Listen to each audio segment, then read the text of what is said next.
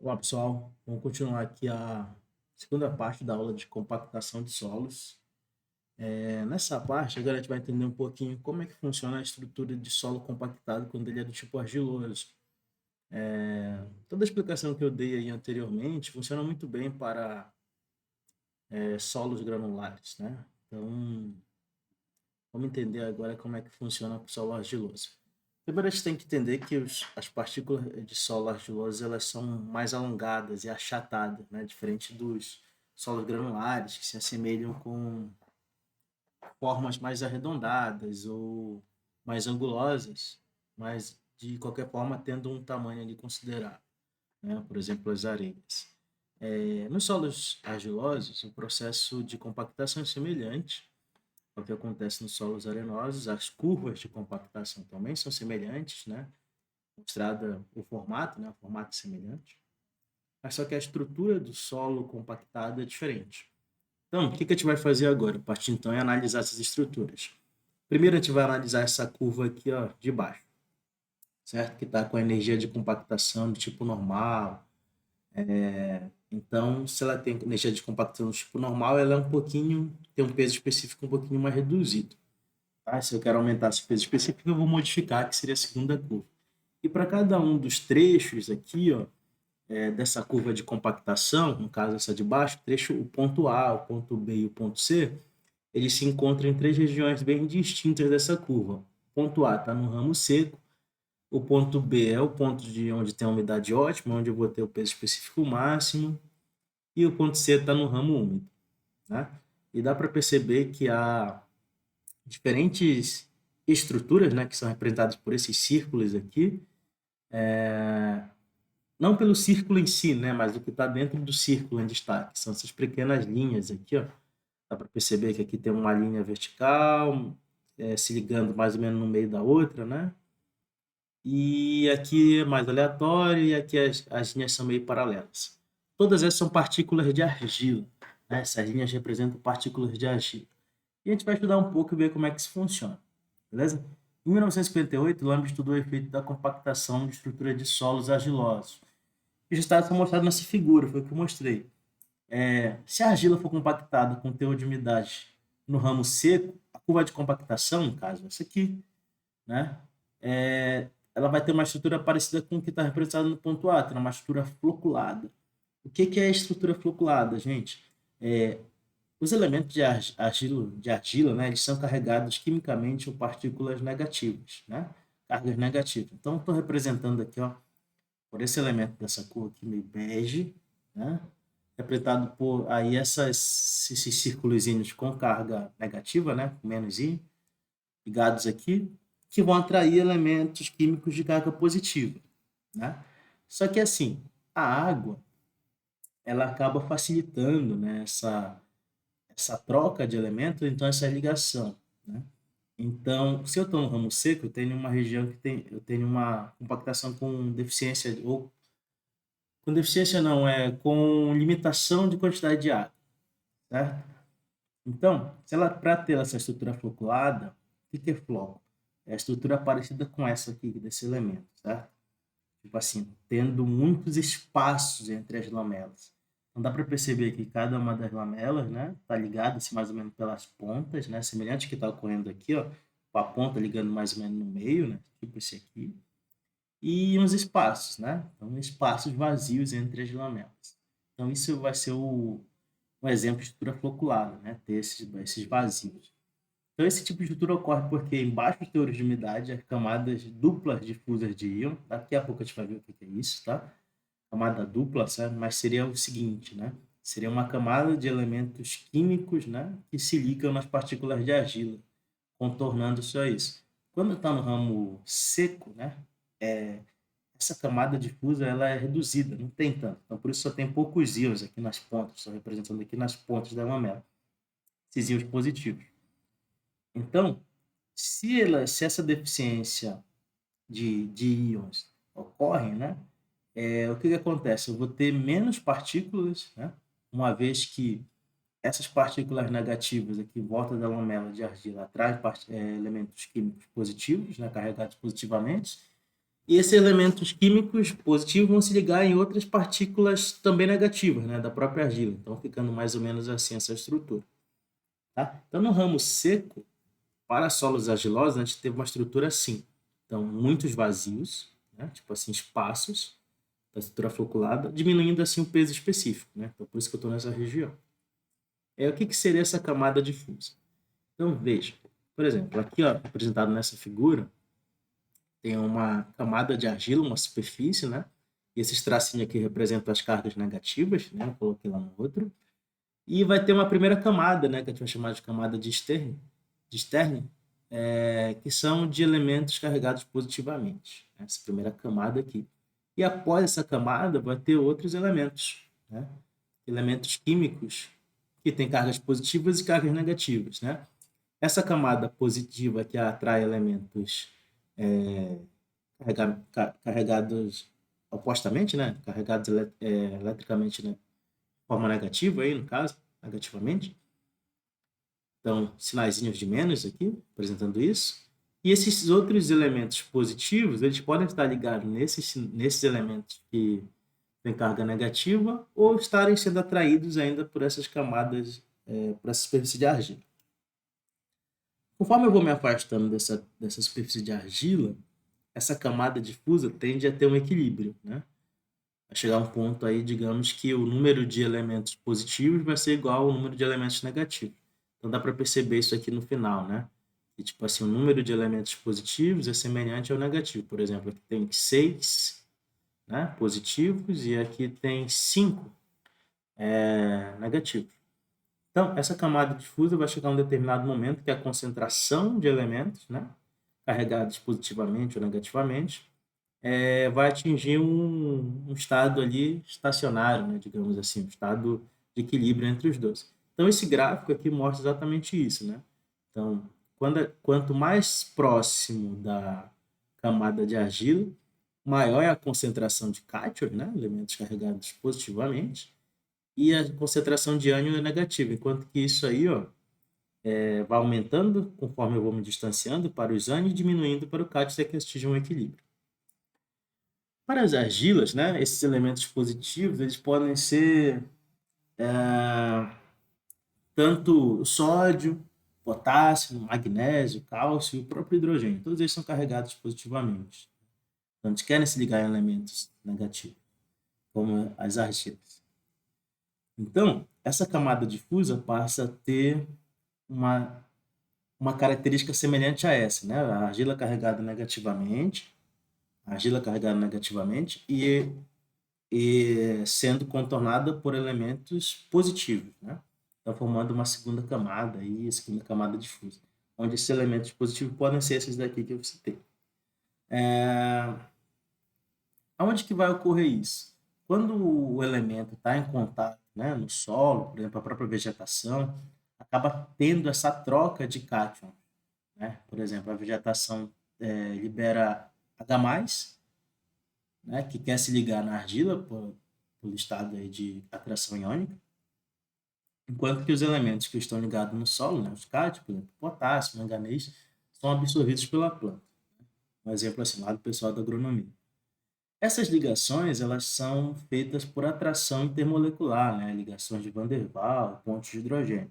Então, por exemplo, aqui um exemplo químico, aqui, né? Tem o ácido clorídrico, né? Duas moléculas de ácido clorídrico, em que o hidrogênio é carregado positivamente, né? Enquanto que o cloro é carregado negativamente.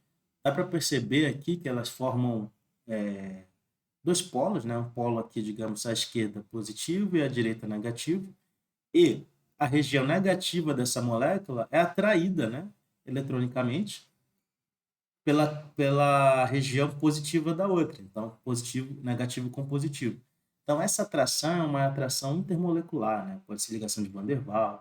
É uma ligação fraca, diferente das ligações covalentes, né? Que são ligações fortes porque há compartilhamento de elétrons.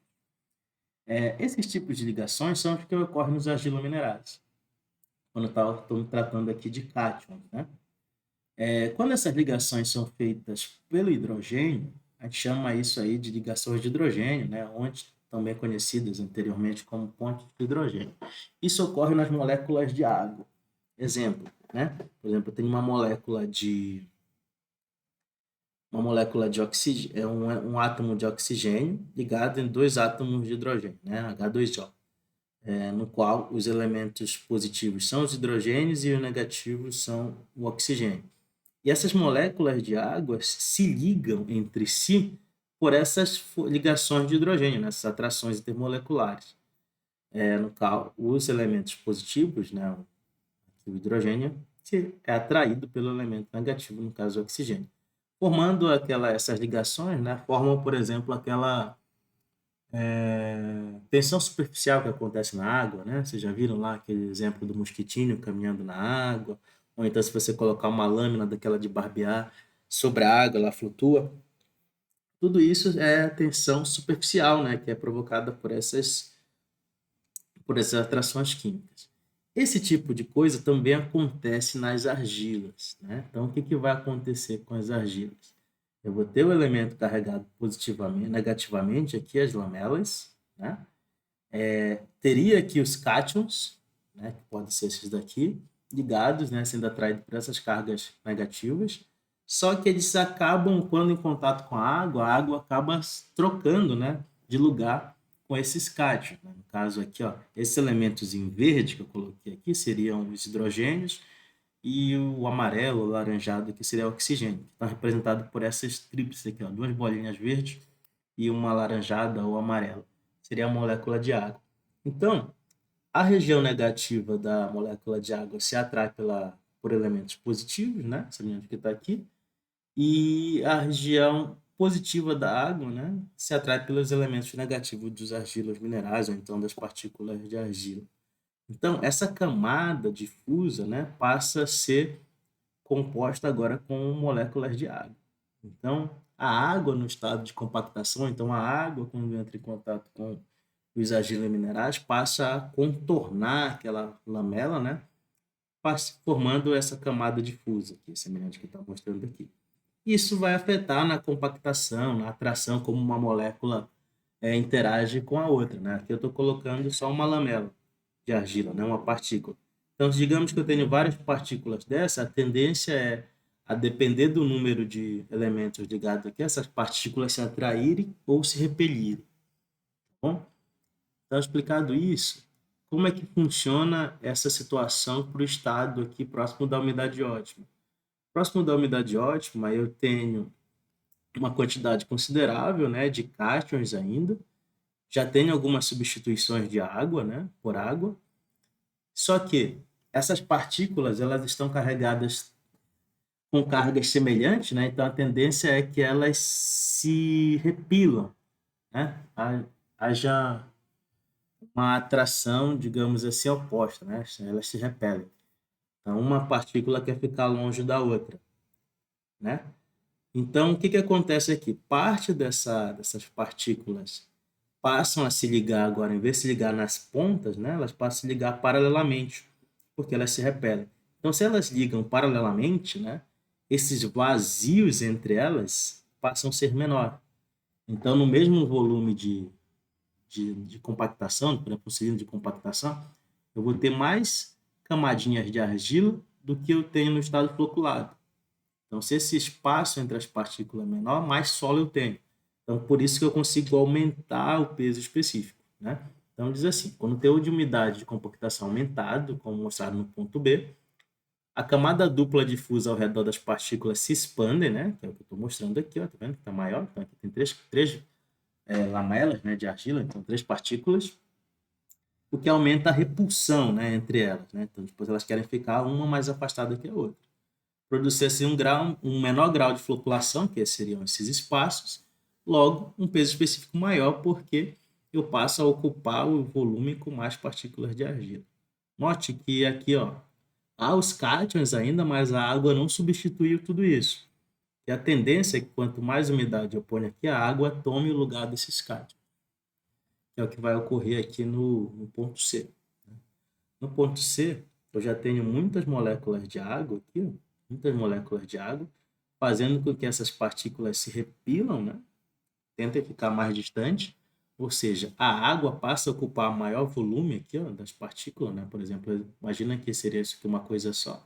A água está ocupando aqui mais ou menos que o dobro do volume, né? Se for analisar assim em termos de escala. O aumento, né, no ponto C, o aumento contínuo do teor de umidade de B para C expande ainda mais as camadas duplas, né? Maior ainda essa parte.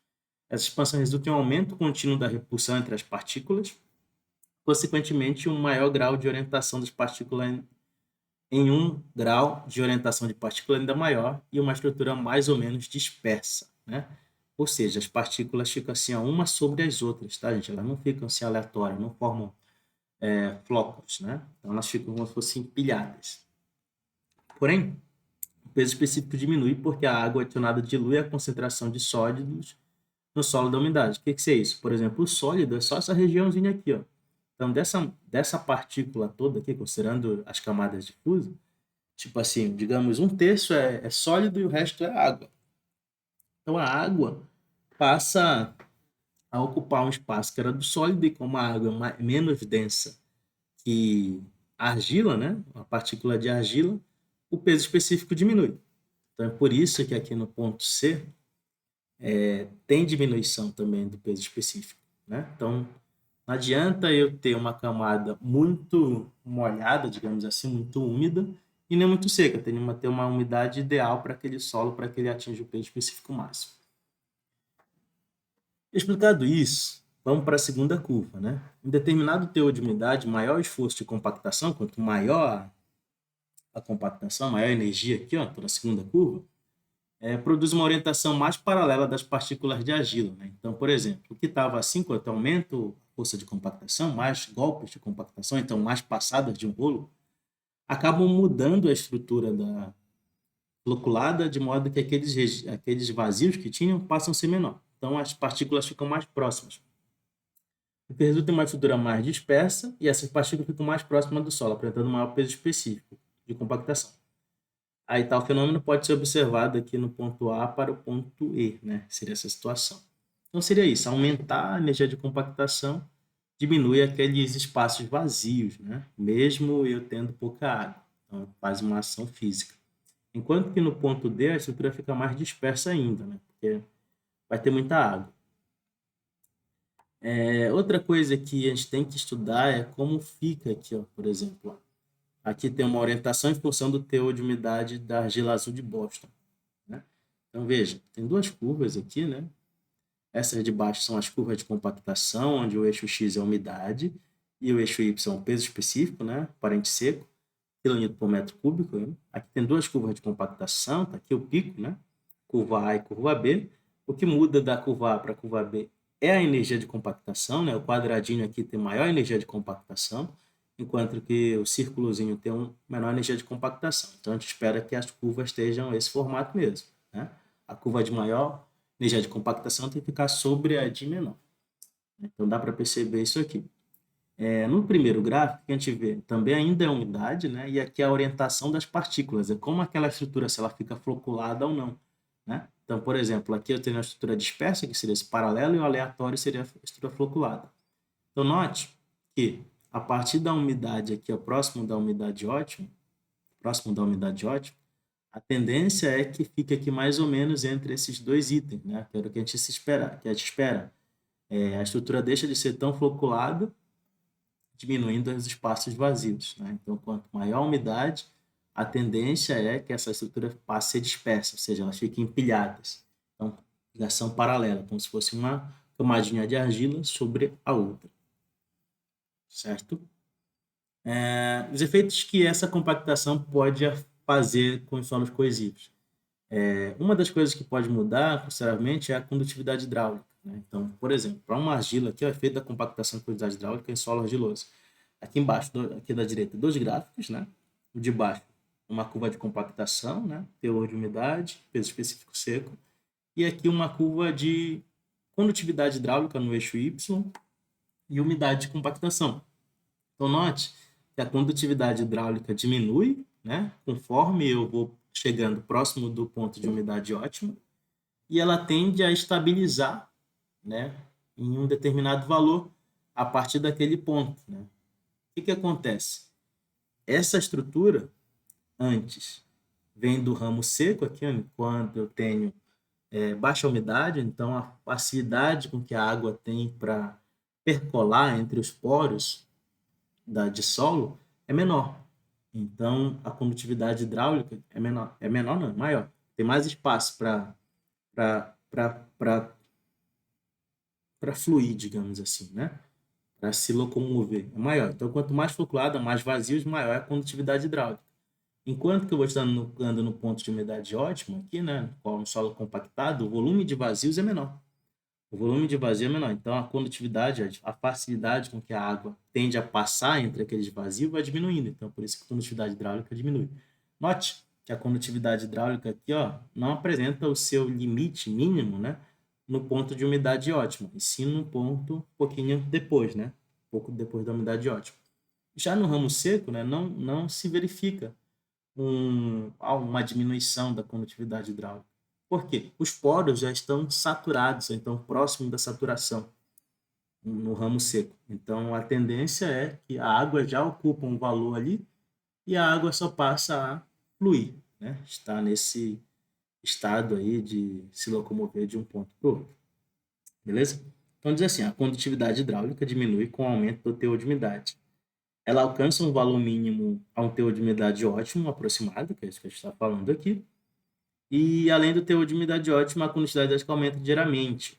O alto valor de condutividade hidráulica no lado seco, né, que é essa parte, lado seco, é devido à orientação aleatória das partículas de argila na estrutura floculada, que resulta em espaços maiores dos poros. É o que a gente falou. Beleza? Outros efeitos estão ligados com a efeito de compactação com a compressibilidade, né? É uma coisa que a gente vai estudar mais para frente, né? Que é o adensamento. Então, veja bem, aqui tem duas curvas. O que é o adensamento, gente? Só para explicar, o adensamento é quando eu tenho uma expulsão da água dos vazios do solo. Então, tipo assim, eu vou diminuindo o volume de vazios com a expulsão de água.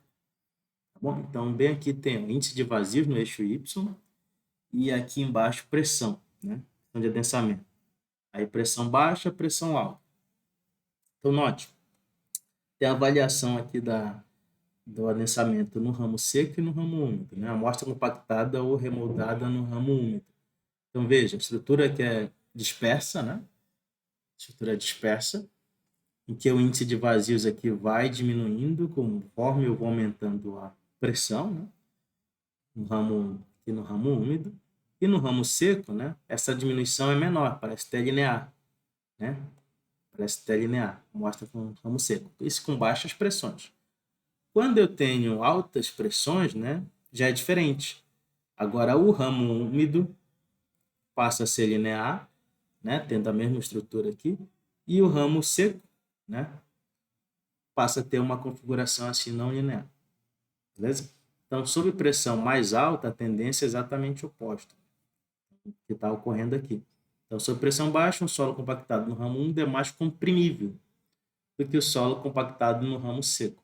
Certo? Então, veja, se eu tenho que ser mais comprimível, gente, é diminuir mais o índice de vazios. Então, se o índice de vazio está diminuindo aqui mais, quer dizer que essa região aqui é mais compressiva, adensa mais, tá bom? Enquanto que na outro estado com maior pressão essas coisas se invertem. O ensaio de compactação também pode ser realizado em campo, né? O que seria ensaio realizado em campo? A gente falou de ensaio de laboratório, mas em campo seria uma utilização de rolos de compressores. Então, o que se precisa saber? Quando a gente vai compactar o solo em campo, geralmente para fazer estrada, barragem, a gente tem que pegar o solo de um lugar e transportar para outro. Então, esse transporte, esse lugar de onde a gente retira esse solo, a gente vai chamar de área de empréstimo. Depende muito da distância, isso é feito um cálculo para saber se compensa pegar o solo dali e levar para outro lugar por conta do transporte, né? Às vezes o solo é bom, tem potencial de compactação bom, mas o transporte encarece, então acaba não usando. Então, sempre evitar solos orgânicos, né? Que são solos compressivos.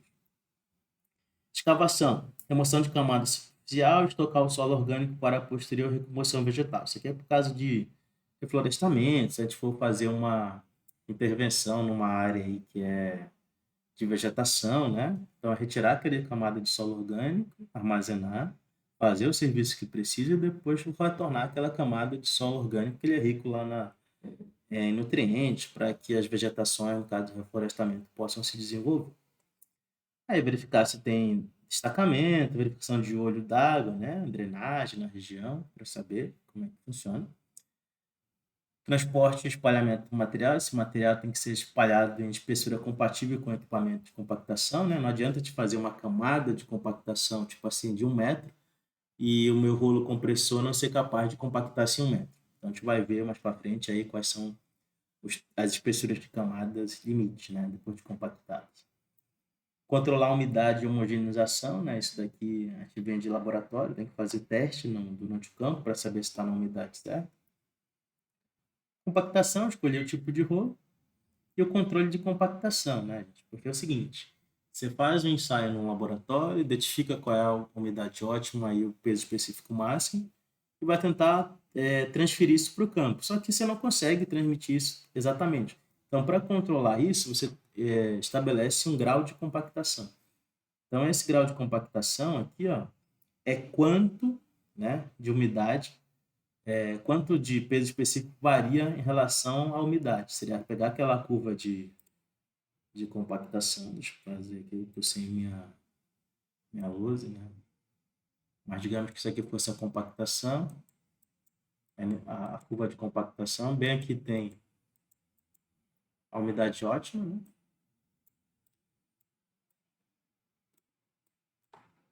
E eu estabelecer 1% depois e após a umidade ótima. Então, o grau de compactação ele tem que estar nesses intervalos aqui, ó. Então, peso específico, nesses intervalos que eu peguei aqui. Tá? Então, é isso que está dizendo bem aqui. Existem alguns tipos de rolo para ser feita a computação. Vai ter rolo liso, que é indicado para solos granulares, rolo pé de carneiro, que é aquele que tem tipo umas espécies de, de grumos, né? Como se umas esporas, né? Digamos assim, sem o ponta, né? No rolo, né? Chama rolo pé de carneiro, são recomendados para solos argilosos ou granulares com 20% de finos. Placas vibratórias e soquetes manuais, né? Mecânicas, pode chamar de sapo. A escolha do tipo de rolo e tal, depende do tipo de solo. Então, o rolo pé de carneiro eu vou usar mais para solos, argilas ou silt, né? Modo de compactar de baixo para cima, né? Você vai verificar depois. A espessura vai ser de 20 a 25 para fazer isso. E o N, né? É o número de passadas que eu preciso dar para garantir a compactação mínima. A velocidade aqui e a pressão que eu vou aplicar. Também aqui tem essas configurações. Rolo pneumático é mais recomendado para silt e areia, né? E as finas, rolo vibratório para material granular. Então, quando o material é granular, a compactação é mais, digamos assim, eficiente quando eu faço vibração. Né? Semelhante que quando você, por exemplo, enche um pote de açúcar, né? Se você despejar o açúcar assim devagarinho, a tendência é que aquele volume do pote esteja ocupado, né? Porque há muitos vazios entre os grãos. O que você faz? Você dá uma chacoalhada no pote, né? Você vibra o pote, aí ele diminui de volume e você consegue colocar mais açúcar. Seria semelhante a isso, né? E aqui tem as especificações também, né? A espessura e tudo mais. Então, nos rolos vibratórios, a gente pode compactar até 1 metro, 100 centímetros aqui. Então, aqui há exemplos disso, né? Aqui sempre os sapos. A classificação de pressão de contato varia de 10 a 15 kPa, né? Eficiência de trabalho para áreas localizadas, para áreas pequenas, né? Aplicação e compactação de vala, trincheira, né? Essas coisas, no caso de drenagem, é conveniente que a gente compacte o, o solo abaixo das manilhas, né? Para que não ocorra diminuição de vazios e possivelmente recalques. Aqui seriam os rolos pé de carneiro, aquelas bolas, né, que eu falei anteriormente. Eles conseguem aplicar grande pressão de contato, né? Então, tipo assim, de 1.400 a 7.000 kPa, né? Isso é bastante para solo. Eficiência para evitar a superfície de laminação em camadas compactas, né? Então, fica assim, porque os solos argilosos tendem a grudar no rolo, né? Então, esses elementos aqui acabam diminuindo isso, essa ocorrência. Solos mais indicados são solos argilosos, a aplicação mais comum é aterros e barragens de terra. Os rolos compactados pé de carneiro estão equipados com tambores com várias projeções, né? A área de cada pode variar, tarará. Esses compactadores são mais eficientes, é o que eu estou falando aqui, né? Mesma coisa que eu falei aqui. Durante a compactação de campo, passagens iniciais compactam a porção inferior da camada. A compactação das partes intermediárias superior da camada é realizada com etapas posteriores. Então, nos primeiros passadas aqui, ó, eu consigo compactar as camadas iniciais, né? A parte de cima, que isso que está mais próximo do contato. Também passar várias camadas para poder atingir as regiões mais distantes da superfície. É o que acontece para os outros também. Aqui tem o rolo liso, né? Que é mais indicado para exercício de rotação compactada limitada, classificação peso total por unidade de comprimento. Aqui vai variar de 30 a 110 kVf, né? Tarará. Eficiência reduzida para compactação em profundidade, então eu não consigo compactar grandes profundidades, no máximo até 15. Solos mais indicados são os solos granulares, enrocamento, solos coesivos principalmente para solos de elevada plasticidade, né? Solos mais indicados seriam esses aqui, que estão fora do parênteses, e os solos menos indicados seriam os que estão dentro do parênteses. Aplicação comum em obras rodoviárias, né? Mais para pavimentação aí. Tarará. E tem rolo pneumático, né, que são pneus que estão compactando, classificação de compactação, eficiência. Eles são semelhantes ao que acontece lá no outro, né, no liso. Vou passar aqui. Aqui tem os rolos vibratórios, né, como eu falei, são parecidos com os pés de carneiro, tem rolo liso e tal, também. Só que aqui dentro há um peso, né, giratório excêntrico que fica girando aqui conforme esse outro rolo passa, né? Os rolos compactadores vibratórios são de alta eficiência na compactação de solos granulares, né? Então, a gente vibra geralmente para solos granulares. Dispositivos vibratórios podem ser montados em rolos lisos, de pneu, né? Ou pé de carneiro, pode ser qualquer um. As placas, essa figura aqui mostra, né? Então, a placa vibratória manuais podem ser empregadas na compactação eficiente de solos granulares em uma área limitada. As placas vibratórias também podem ser instaladas em conjunto de máquina, tais placas podem ser utilizadas em áreas menos restritas. Então, esse tipo de compactação aqui é geralmente utilizado em solos granulares. Não tendo solo granular, você usa o outro, né? Porque isso aqui também faz um barulhinho, né? De ficar fazendo isso aqui, esse giro. Aqui tem uma faixa, né, de compactação. Então, por exemplo, assim, 100%, se o solo for 100% argila, silt, mistura de argila e silt, solos granulares, pedras características, né? Então, vai dizer aqui quais são os tipos de rolo recomendados, beleza? Então, eu tenho uma situação aqui, ó. Estático, rolo pé de carneiro, né? Vibratório, então, tipo assim, rolo pé de carneiro são mais para solos finos, sendo que a gente já falou. Então, aqui tem mais ou menos um gráfico te dando uma imitação. E o grau de compactação, né, como eu falei ainda há pouco, então, digamos que eu tenha essa faixa aqui de variação, né, da umidade, digamos de 1% para baixo, 1% para menos da umidade, então menos 1%, mais 1%, né, que seria isso aqui que eu estou falando. Então, assim, determinar o peso natural, o peso específico natural e um grau de compactação. Determinar a umidade de campo, teor de umidade e desvio da umidade em relação à umidade ótima. Então, seriam esses valores aqui que eu posso estar. Dentre esses valores aqui. A pessoa fala, é sempre 95%?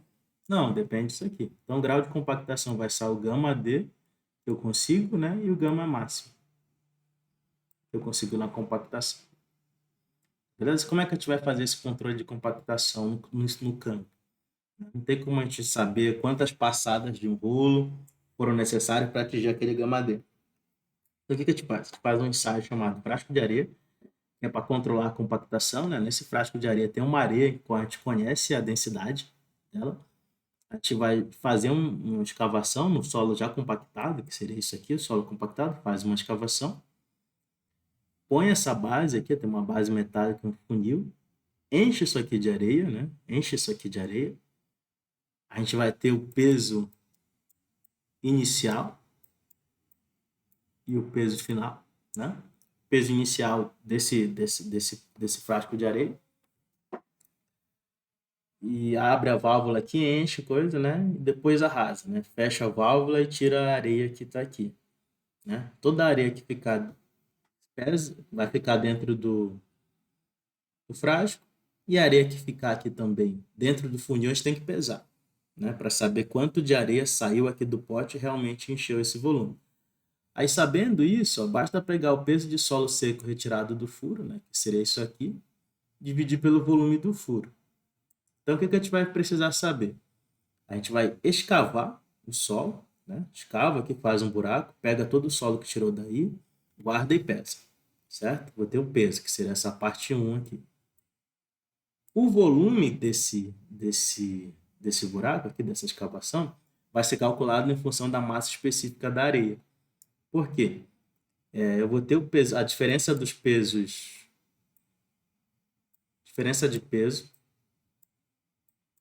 né? Aí eu tenho a densidade da areia.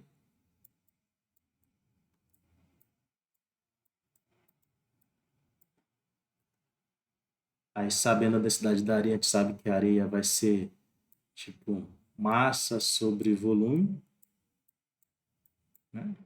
Vezes gravidade, aqui, se quisesse para ficar massa vezes volume. Aí, como a gente vai ter a massa aqui, né? Que seria o peso, substitui bem aqui, sabe a densidade da areia e descobre o volume, né? O volume que essa areia ocupou. Tendo esse volume, a gente substitui bem aqui, né? Então, para isso que serve. Essa areia serve para justamente calcular o volume dessa escavação.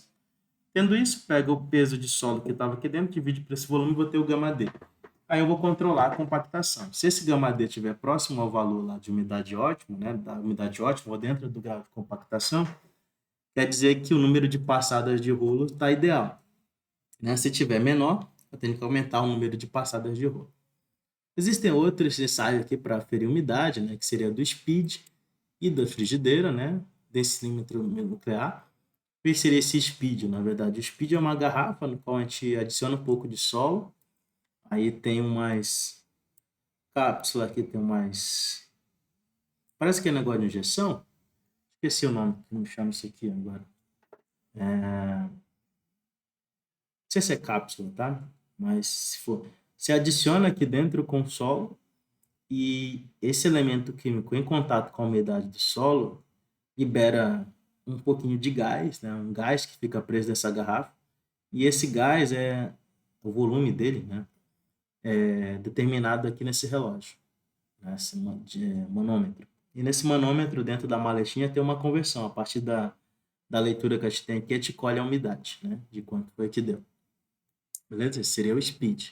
E o da frigideira nada mais é do que pegar uma amostra de solo, pesar, né? Pesar ela úmida e depois colocar numa frigideira e ligar uma chama para que a água presente aqui evapore e pese de novo e depois calcula a umidade do jeito que a gente já sabe fazer. Beleza? Então, esse controle de compactação no solo é feito da seguinte forma: a gente vai lá, pede para o operador, dá uma passada. Aí vai lá, faz um ensaio de frasco de areia e de umidade, né? Para saber se está próximo da umidade ótima e do peso específico.